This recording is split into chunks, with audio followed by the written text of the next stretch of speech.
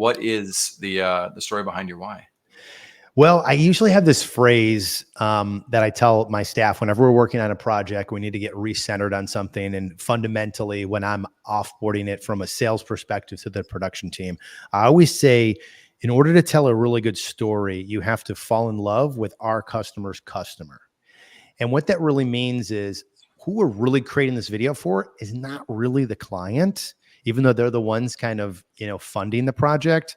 It's really the people we're trying to connect with are the people that are going to be watching it, right? So what is a day in the life of what they're struggling with? And really, no matter what we work with, we can really try to get in the heart of that. So this one here that you got highlighted, Allie's Way, this was for a nonprofit, and it was a very difficult project to do because it's a story. We told a really compelling story about this mother who lost her daughter in a bad, distracted driving situation, right?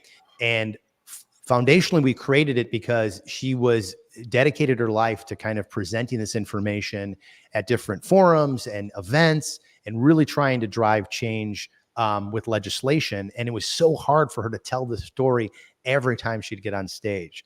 So that was our primary goal, was to kind of soften it for her, for that video to kind of speak for her before she got on stage. But more importantly, we're creating it for the people watching it, the legislators that can make change to make sure that people are less distracted, the car manufacturers that are watching this to put safety protocols for something like this not to happen.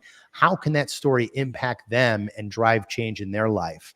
And sometimes it can be a situation like this, or if it's more of, a corporate-based company and they're focused, like you said, on revenue, it's really, how are they impacting the person's life? How are they changing that life? How are they making that transformational change? And how can we connect with that viewer in a way that's going to help them personally or professionally?